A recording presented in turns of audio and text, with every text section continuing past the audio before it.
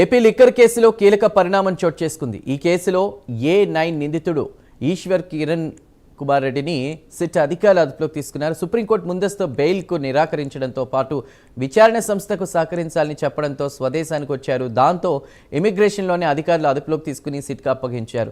2024 November నుండి ఈశ్వర్ దుబాయ్లోనే తలదాచుకుంటున్నట్లు తెలుస్తోంది. హైదరాబాద్ నుంచి సిట్ అధికారులు విజయవాడకు తరలిస్తున్నారు.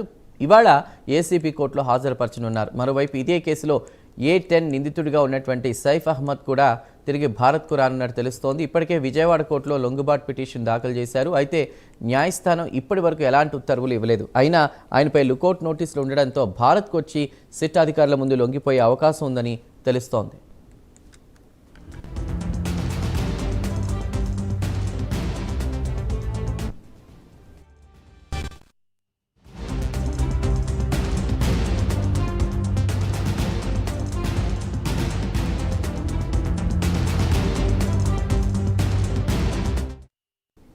ఏపీ లిక్కర్ కేసులో కీలక పరిణామం చోటు చేసుకుంది. ఈ కేసులో ఏ9 నిందితుడు ఈశ్వర్ కిరణ్ కుమార్ రెడ్డిని సిట్ అధికారులు అదుపులోకి తీసుకున్నట్టు తెలుస్తోంది. మరోవైపు ఏ10గా ఉన్నటువంటి మరో వ్యక్తి కూడా ప్రస్తుతం అదుపులోకి వచ్చేటువంటి అవకాశం కూడా ఉన్న నేపథ్యంలో పూర్తి సమాచారాన్ని మా ప్రతినిధి లక్ష్మి అందిస్తారు.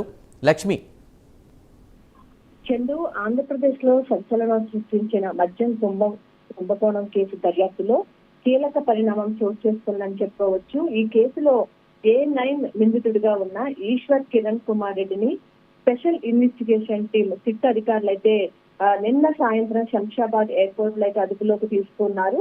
ఆయన దుబాయ్ నుంచి శ్రీలంక మీదుగా భారత్ చేరుకున్నారు. ఆయన ఇమిగ్రేషన్ అధికారులు ఇప్పటికే లుకౌట్ సర్క్యులర్ ఆధారంగా గుర్తించి సిట్ అధికారులకు అయితే అప్పగించడం జరిగింది. వైసీపీ ప్రభుత్వ హయాంలో జరిగిన మద్యం కుంభకోణంలో ఆరోపణలు ఎదుర్కొంటున్న వ్యక్తుల్లో ఈయన కూడా ఒకళ్ళుగా ఉన్నారు. ప్రధానంగా చూసుకున్నట్లయితే అక్రమంగా వసూలైనటువంటి లంచాల సొమ్మును దారి మళ్లించేందుకు భారీ సంఖ్యలో డొల్ల కంపెనీలను ఏర్పాటు చేయడంలో ఈశ్వర్ కిరణ్ కుమార్ రెడ్డి కీలక పాత్ర పోషించినట్లు కూడా సిట్ దర్యాప్తులు అయితే గుర్తించడం జరిగింది. ప్రధాన నిందితుడిగా ఉన్నటువంటి ఈ కేసులో రాజ్ కేసిరెడ్డికి అత్యంత సన్నిహితుడిగా వ్యవహరిస్తూ ఉన్నాడు. ఈయన ఆర్థిక లావాదేవీల నిర్వహణలో కీలక బాధ్యతలు కూడా చేపట్టినట్లు అధికారులు భావిస్తున్నారు. కూటమి ప్రభుత్వం అధికారంలోకి వచ్చిన తర్వాత ఈ కేసు దర్యాప్తు వేగం పుంజుకోవడంతో 2024 నవంబర్ లో ఈశ్వర్ కిరణ్ కుమార్ రెడ్డి దుబాయ్ కి పారిపోవడం జరిగింది. అప్పటి నుంచి ఆయన విదేశాల్లోనే ఉంటూ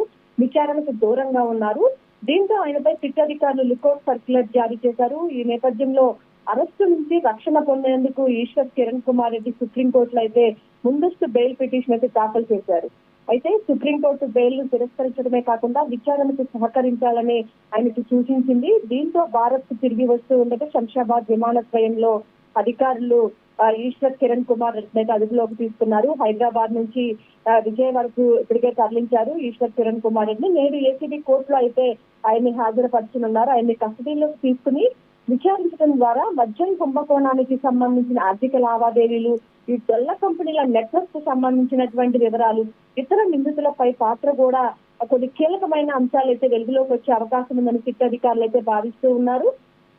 దీంతో పాటు చూసుకున్నట్లయితే ఇదే కేసులో మరో నిందితుడిగా ఉన్నారు సైఫ్ అహ్మద్ కూడా భారత్ కు తిరిగి వస్తున్నట్లయితే సమాచారం అందుతుంది. ఆయన ఇప్పటికే విజయవాడ ఏసీబీ కోర్టులో లొంగుబాటు పిటిషన్ కూడా దాఖలు చేయగా ఆయనపై కూడా లుకౌట్ సర్క్యులర్ అమల్లో ఉండటంతో విమానాశ్రయంలోనే సిట్ అధికారులు ఆయన కూడా అదుపులోకి తీసుకునే అవకాశం అయితే మనకి స్పష్టంగా కనిపిస్తా ఉంది. Chandu. Right Lakshmi, thank you for the updates.